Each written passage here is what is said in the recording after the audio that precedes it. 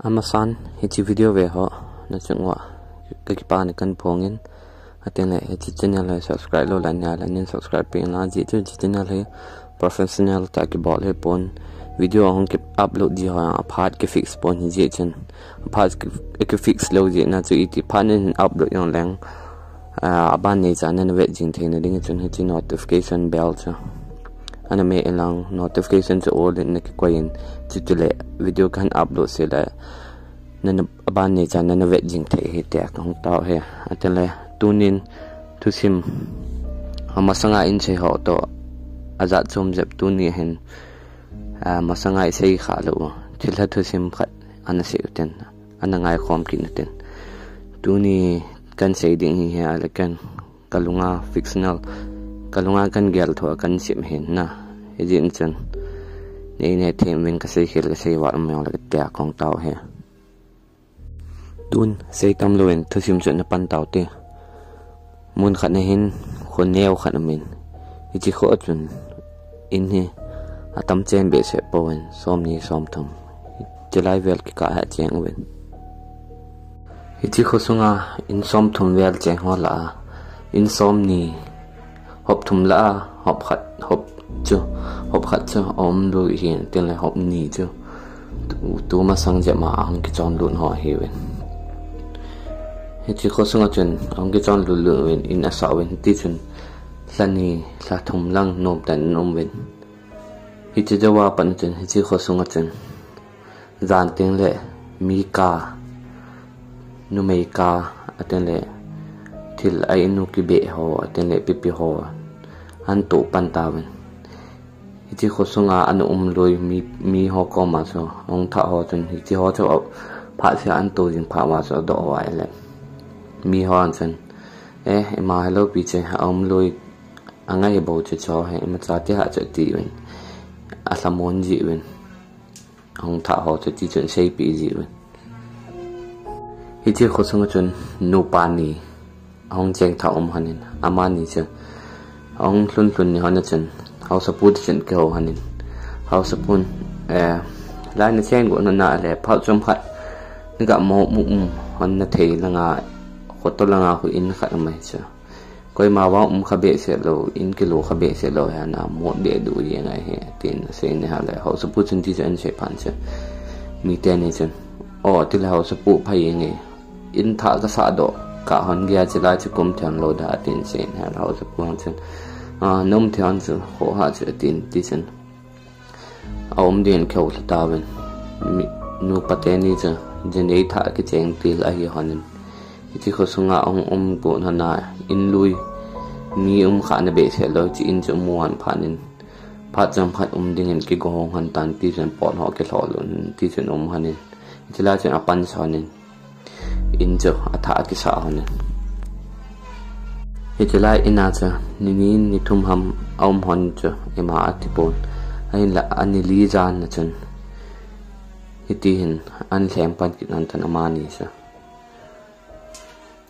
amani chu hong lut til han chen ni thum ham han che ma ai han pon ni li jan na pan cha amani an thlem pan ki nan tan ai chi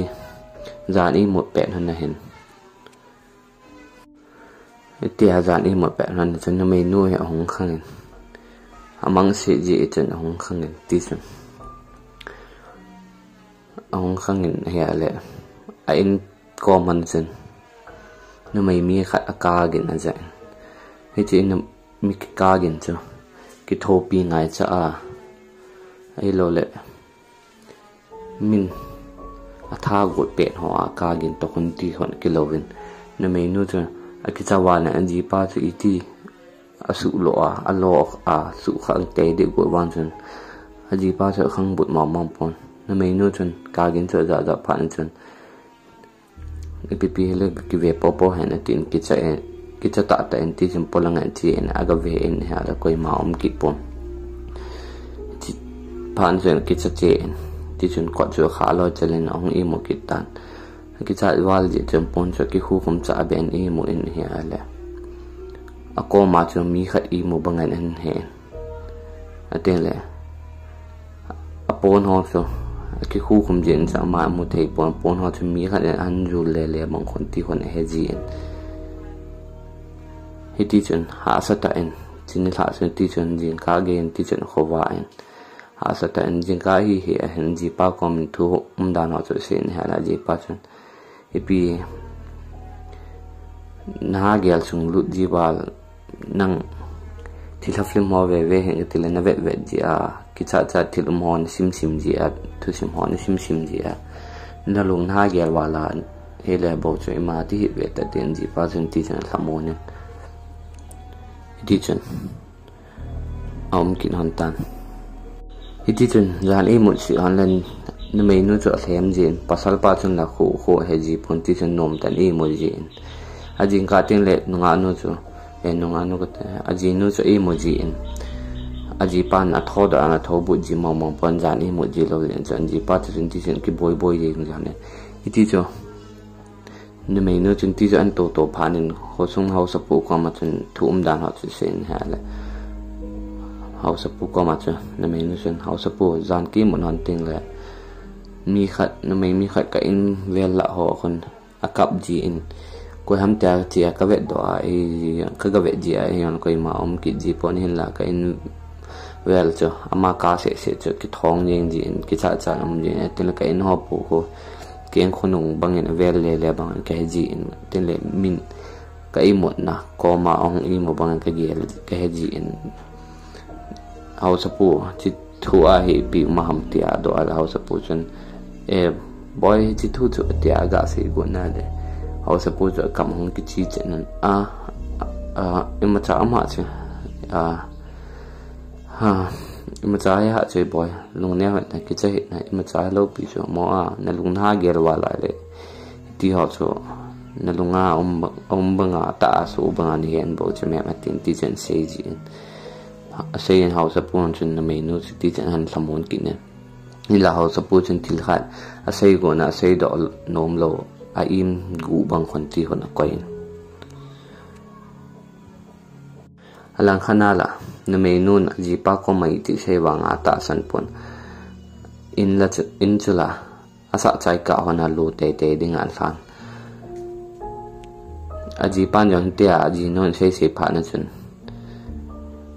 khat ve hi ki ve hen ati in ti chun amai na jan chun ai mo bangin ki sain i mo wang i mo supon ti chun akhangin hi ale jingka lang pung khat vel la hin aji pan chun mikagin no me kagin cha an jatan aji pa yong chun ading do loin ko chu gongin polanga chu koi kam ham tia ga ve na lo koi ma ki pun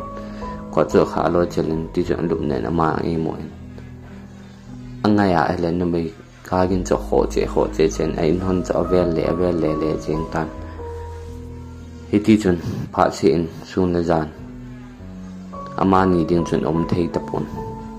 hiti chun jan se su boy jing ham pha na chu amani yang chu in cha chai ka hana loading ti han wang chu in cha chai ka han chin mun ju ti chun han da sa de non tan khosunga na thei na hanin ti chun in han chu ka sa cha hanin ai hon na chen ki chon lu nan tan cha kal cho jan tin le mikagin aja ji hon wanga cho iti ta amasa bang chen asuboi ji hon tapon mani cha iti mikagin to se ton ho cho ni pha ma chen ong cheng tha ho chen lui ho cho do wa le lui ho chen til khat im gu bang hon ti hon sei ji sei do nom ji po wen im gu tabang khon ti khon ji ni khat hi gam pam langa ko na mi khat hongin ama pa chu hong in ha la kho hong jing tan lam pi kan kho hong jin pha na chen he chi kho sung chen hong wa lun how support to khovin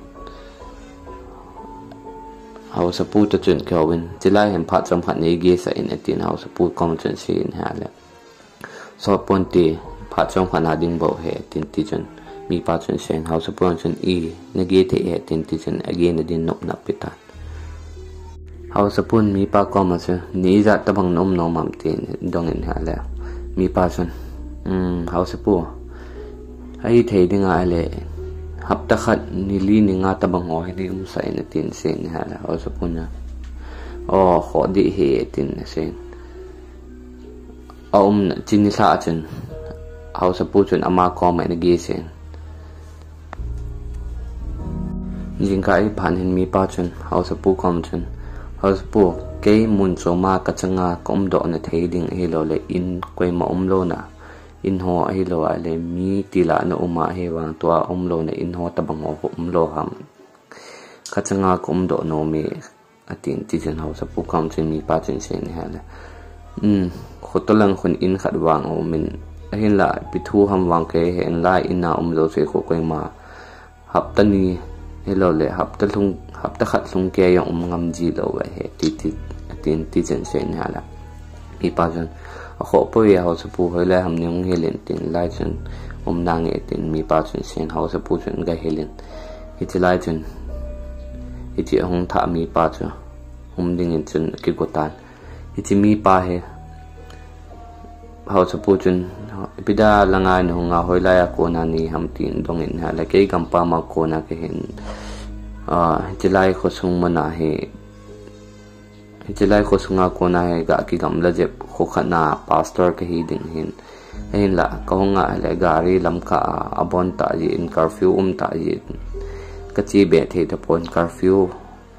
aki hon ka gya tilai kum thei ding le ti a chi kho sunga khong ba lun he tin mi pa chen ti chen sen ya la ho sapun atin ti chen mi pa so chala in na ding chen ki gotan ni sa lang hen ana loi tu ma sanga chala ina na loi nu pateni cho hong han mi pa ko ma chen chala in sunga hen hin na ale dan ni mu thei lo ding wang si na za na to de tin se na ala pastor pu chen mi pa chen ho he ipi ki to yong le pathin po le ke kalung neo he pathin ni ma yo si abol the hin pathin po le kho ka sapoi tin ti chun mi pa chen nu patel ni ko ma chen se ni ha le ti chun amani yong ong ke le han tan mi pa chen ti chen se pan chen ong ke le han tan mi pa chu chilaya in chun tu jan chi jan chen e mo in ma wang to pon adi nga mi te ni cha nu pa te ni cha ong kin pin to hanam te a ong do hana le mi pa chen ma ka to po ye tin ti chen sei kin hanen ale amani ong chen ma to he ve chen ni thum ho igi sunga he ma ti ji lo pi cha he wang ong ge so ting la na ti ong ge so ting la bo ji he tin ti chen mi te ni nu pa te ni chen mi pa kom chen sa hanen ti chen hong ki khen kenan tan mi pa ha ong gi na ni thum ho ong thin pha na hin ni li ja na hin mi pa hin ai nu cho lai thi pha na chen candle khat ki den in atovin table in le kha sunin ti chen ki sa boi je chen hi ale hui hong ha nun hong nun window cho an mut hong in atin la candle lang cho an muli in mi pa chun ya selo helen aga chi in window cho aga kha kinin he ale hui cho hong tip kinin hitia aga to tha le kha chong ma sut ki na ti cho ki pha na chun hui cha ha nung hong nung kin ko cho an mut hong kin window cho an mu hong kinin candle cho an muli kinin ti chen ama ki ya selo helen ti chun chi in aga kha kinin an kam tan hi le chi window cho an kam in hong to kinin hi ale thum ve chen in la avela hui hanu na hong nun ki na ko cho an mut hong ki pha na chen alung dong ta na ma cho i ti ki kamai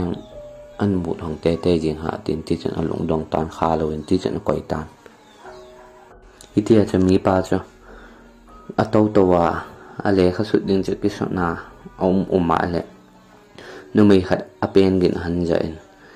aten le mi ka gin ho po an ja tan mi pa chen hi ti cho an ja pan chen po lang chi de ama nga ve le ha le koi ma ki lo pan chen ti chen hong lu kinen aki thim be ki tan cham ha so ong thip kin cham ha pen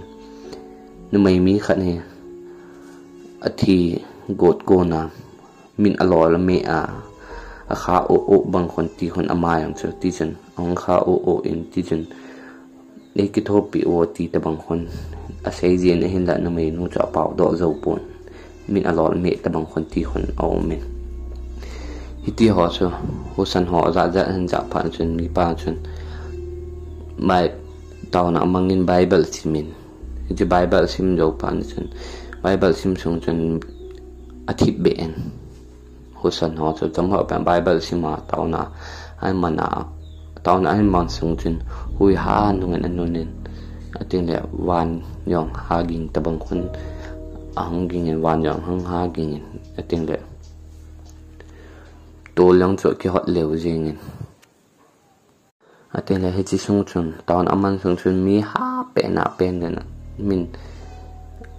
ha pe na pen ging hon ja in ha ka ging to mi ka ging to mi pen ging ho za han jen cham ho pen tawn an man chai phan in cho ong thip ki tan cham ho pen ho san za han japan ki tan ain bang ho atin le ain chung ho pu ong ki se pu gen ong ki be pu gen ho pu cha han jaki tan he ala mi pa chun til hat gelen alunga chun tin an gelen akam chinga an su do tan ipam na ngai sa na dei na ngai cha no ma le kamasang hin ne ki mu sa lang kamasang hin na dei na ngai cha chu pyam se Nazareth Jisu mana thu ka pi hi na dei na ngai cha chen hi lo dinga la nei su boy hi ka ki thopi thei ding le ki thopi nge ki thopi na dei na ngai cha o mai le in sen hi lo dinga la nei su boy hi atin ti chon asen hi ale mi pa chon ti se an sei phanin hi chi husan ho aza no cho ong thip tan chom hat ti chon mi pa cho thip bia o ma ato to pen hen kot all cha ong ki hong in kot ong ki hong lang cho mi pa cho na vet na ti chu lung lu ta vet na le mi na mo dinga yang dei lo ta no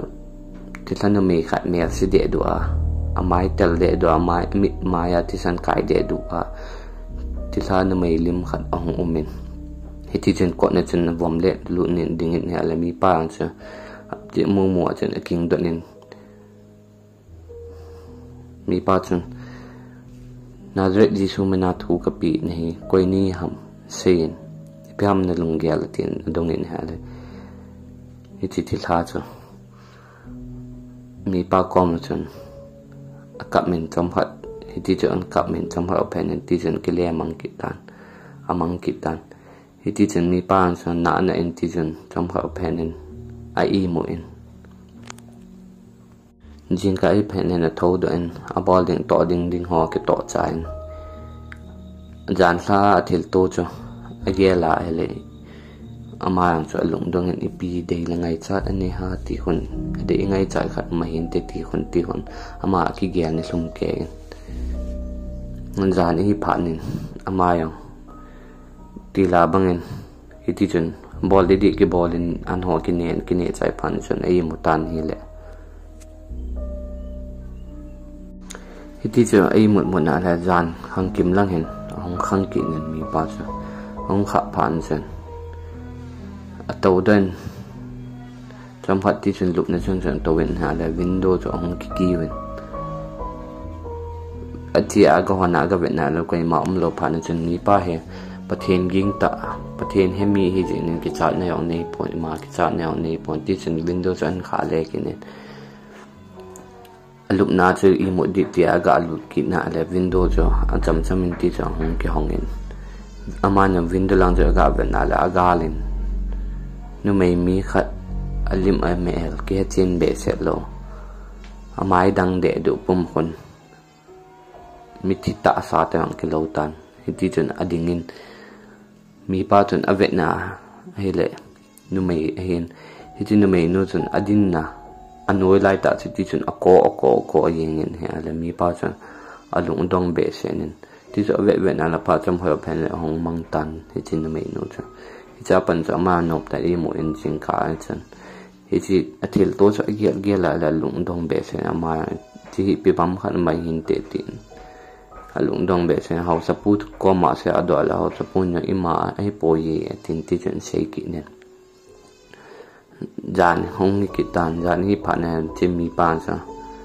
tun tha wang pi mo ham ki hedo go mo de tin ti chun mai cham paten semin tawn hoi tan ki mang ni ten le thil da no he pi ham tia he do ne te de phate cha mai cham ki sima ai mo na le ja na amang hen no mai mi khat ngin he o Ichalai in sunga hong lut ho koma say di ka ti ji a le e ki cha ji wen say yong ka say thei ji pon kalunggel he pha sot pita apana in say ding mi ho he cha ding ka ti ji a ka go ji a le koi man e mu ngam ji pon ke he hin la nang wang kalunggel say na thei na hin hi ji chun ka ki pa e atin ti chun mi pa Koma chun na may mi khanin sin ha le mi pa chun koi ni ham atin adong in ha le na may nu chun ain khut sim an sin masanga chu ke chelai in chung mo na hai khan mai hin kal ji pa to ka hin ka ji pa to ka kilung se na khong ki chen han hin ji kan nei jo na khong ki chen jo han kum ni kum thum zo hin ke hin cha kanei thelo je in kaji pa he ai lovin hong ki sapan tan do ma chom yang an nei pan tan ichi ye chun in sunga hin kina ke baw na chu dim jing in la kin cha kanei thelo je in ma ka sei pon pha sen alung han chi le ichi ka tanei thelo chu a sei jin e kina pi jing jin hin la e ma kin ka sei ji pon ni khan hi kaji pa jan khan hi dù ông khamin đi chơi chân ông lụi nên cái bồi hanin itin cái comment sen ha ni chi do da ni chi lo da in lang an chi da ham chi lo da ni chi ai le ma ka lo ding ni chi lo ai le ni me khat kan ke pui lu ding ateng le chi chu nga chu ke man nang ma ko mai ma ka sei lo den tin le nang ko mai ma na sei lo den no mo na sa the lo de tin na may nu koma chan ji nu koma sen sen ha na may nun kho poi he o han ki poi lu nin atin ti chan kap pom pa man an sen ha le kan ki poi lu di kan ki poi lu lo di nang chi do lo ji di kan ki poi lu da ma tin an ji pa su lo hang tan ti chan an sen ha le a ji nun he o cha ne hi yong le nu may ka hin ji nei sa ke tan ka thi chan na dinga chalai mu na hung ka hi atin sen ha le aji pa chun ti chun an sekinin de chi do lo wa le ka tha din he tin sen ha la ji no chun kho poi ni tha tin ni tha yong le kho poi ka thi chana dinga chalai mu na cheng dinga nang ko ma dinga hong ka hi tin ti chun akini le hanin hong ki boi sang che hon tan hi chi thu chan ho so hi chi aji pa chun jana he aji nu kom aji nu ki tele ache kilung se pinu ko ma cha sen ai ale kilung se pinu chun atile ai ni yong ai su bo han lo na ding ai la nga yong ki le nom lo hi ta le bi lo dam that do yeng tan tin hi ti chun an sen hala ji pa ang chun aki gelen hi che dong manu to sei cha nom tan jana ai mo han pen hen aji no chu athat nin ti chun alo la me en ame li pan chun mi mu lo ka tin hi ti chun adong manu cho kowin ain panghon hi chi ain panghon window kom ho cho tol alai do honin hi chi lai chun avui honin ateng le achunga chun hoi ten le bu khum kin hanin ti chun koi man he lo ne ding hoi ten adip khum kin hon tan ajing ka e phan hin mi pi ho ko ma chun kajino ta poi etin ti chun kajino jan ki mo pe no ne hin anom ta poi hoi langa ne chi ham amang ta etin ti chun mi ho ko ma chun ama don don ne sin ti chun ki kha them sen ti chun gamla hoi lang la hol le awin ti chun hapta khat hapta ni thani la thum lang ti cho hol wa mu ma lo phan ma chun ti chun athu ang cho ong phadom dom tan hitia thani la thum wal hol le wa mu ma lo phan ma chun om thim tawin hol jong hol to po an ji no cho ai la thali zo wa hin zan khat hi mi ho chu hi chi aji nu magpa in lang chu aki sau sau wen